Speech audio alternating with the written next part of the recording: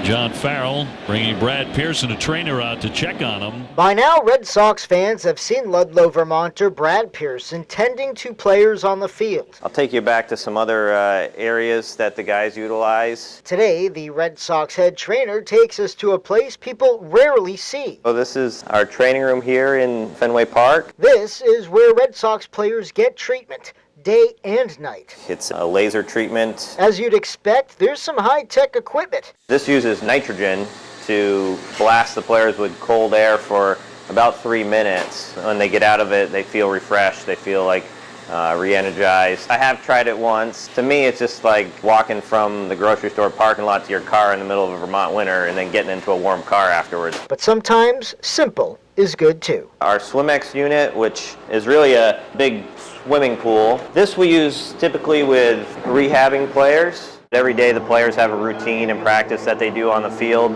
so we get them ready for that. On the schedule, Pearson has a 2 p.m. session with Rick Porcello. We don't usually like to talk to each other much during this, so it's just going to be a lot of staring. It's very, very awkward. Yeah, we try and make it as awkward as possible. The starting pitcher and Cy Young Award candidate this season happens to have a family home in the Wilmington, Vermont area. Hey, see? People don't know what to think about Vermont because a lot of people haven't been there. So we're growing in popularity, and I think it's a beautiful place, and once you get there, you're going to be pleasantly surprised if you've never been there before. I just wanted to catch up on a few things before we hit the road. Tomorrow's going to be a day game. When Pearson isn't working with players, he's in meetings. Got a lot of moving parts coming up with all the rehabbing players. On this particular day, he's sitting down with his staff to discuss an upcoming West Coast road trip. So let's get into the players. Our camera couldn't hang around long. Starting with Rutledge.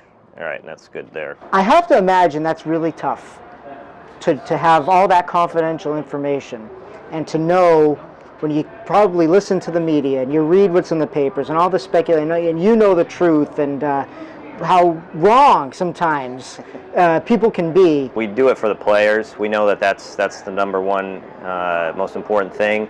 So as long as the players and the organization are protected and have what they need from us, and we don't have egos like that. We don't care kind of what is being said out there. My mom might disagree, but that stuff doesn't bother us too much. There's also daily meetings with manager John Farrell. The two have formed a close relationship. From my perspective, I want every player available to go, but there are times when he steps in and says, listen, this given player is in an unsafe situation, and he'll hold the line with that. So you appreciate the strength. He's always got a full plate, but he does a great job of not only managing it, but keeping a sense of humor, as well as a great perspective on things. Pearson has the trust of the manager, so it goes without saying that he has earned the respect from each member of his 9-person staff. That includes Dan Dyrek, who has been practicing physical therapy over 35 years in a variety of sports. I've been exposed to a lot of head athletic trainers, and without any form of exaggeration, Brad is one of the best in the country. It's unbelievable. He's been in this job for about a year right now, and it's like he was born to do this. It's in his soul. It's unbelievable, the skill level that he has. How does that make you feel when you hear something like that? I don't know if he wants me to bring back some microbrews from Vermont for him, or some maple syrup or something. He's buttering me up for something. He's taught me so much. I certainly wouldn't be where I am now without him, and I wouldn't be able to do what I do on a daily basis without him. Being the head trainer of the Boston Red Sox can be a thankless job. But Brad Pearson is thankful every day, especially when it comes time for that first pitch. Because you get to see kind of the fruit of your labor play out on the baseball field, which is great. I get annoyed and angry at work just like anybody else. It is a job. But I think when those times happen, it is when I kind of slap myself and say, hey man, you're getting paid to be around the Boston Red Sox. There's Taz now getting here. So The job is beyond grueling. People think, oh, pro sports, life of luxury, it must be so much fun and so on. If he has a 12-hour day, that's short.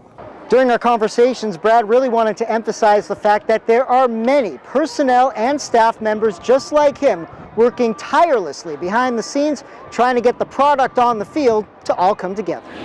Oh, my. Yeah, that got the jaw pretty good. The trainer, Brad Pearson, to give him a look. It is a grind, man. It is a real grind for people to do it. They make sacrifices with their family, and it takes a special person, I think, to be here and be part of that support staff. Certainly my medical staff, I think, are all special people. And it takes a special Vermonter to let us sneak a peek into his special job. That training room is such a sacred place. Inside one special park. How can I complain when, this is my office that I work in? In Boston, Scott Fleishman, Channel 3, Spotlight on Sports.